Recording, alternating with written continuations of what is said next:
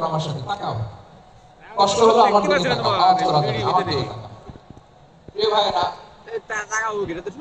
Human resource ডেভেলপমেন্টের ব্যাপারে কিছু কথা বলবো। এই যে আমাদের বিশাল জনসংখ্যা, এই জনসংখ্যাকে কি করে জনসম্পদে রূপান্তরিত করা যায় এই ব্যাপারে কথা বলবো। আমি সূরাতুল বনী ইসরাঈলের ৭০ নম্বর আয়াত তেলাওয়াত করেছি। এই আয়াতের আলোকে কিছু কথা আমি আপনাদের সামনে বলবো।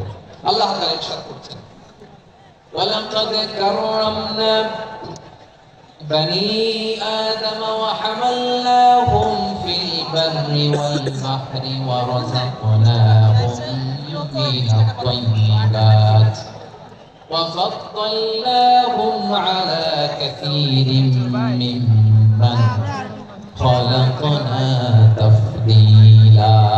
قولنا الله أكبر.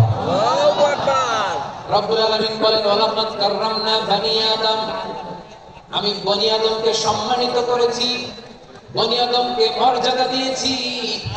ওয়া হামালনাহুম ফিল বাররি ওয়াল বাহর, বনি আদমকে জলে স্থলে স্থলে এবং সমুদ্রে চলাচলের বাহন দিয়েছি।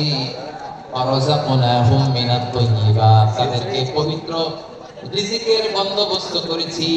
ওয়া ফাদ্দালনাহুম আলা কাসীরিম মিম্মান খালাকনা তাফদীলা, আর আমি আল্লাহ যাদেরকে সৃষ্টি করেছি তাদের মধ্য থেকে বনি আদমকে আমি শ্রেষ্ঠ বানিয়েছি। আমরা শ্রেষ্ঠ, আমরা আশরাফুল মাখলুকাত। আমরা কি এই যে এমনি চিল্লাচিল্লি করে জিজ্ঞেস করলে বলে না, আমরা আশরাফুল মাখলুকাত। আমরা কি শ্রেষ্ঠ, সবার চেয়ে সেরা। আমাদের মতো করে আল্লাহ কাউকে বানায় নাই। দুই পায়ে ভর করে শীত দ্বারা এরকম স্ট্যান্ড রেখে মাথা উঁচু করে দাঁড়াতে পারে এরকম কোন প্রাণী পৃথিবীতে আছে? এই জন্য আল্লাহ বলেন, ওয়ালাকাদ কাররামনা বনি আদম, আমি বনি আদমকে সম্মানিত করেছি, তাদেরকে আমি মর্যাদা দিয়েছি। তাদেরকে আমি যত মর্যাদা দিয়েছি আমার কোন সৃষ্টিকে এত মর্যাদা দেই নাই। পড়েন সুবহানাল্লাহ। I have dignified the status of the sons of Adam. আদমের সব সন্তানের মর্যাদা আমি বাড়িয়েছি।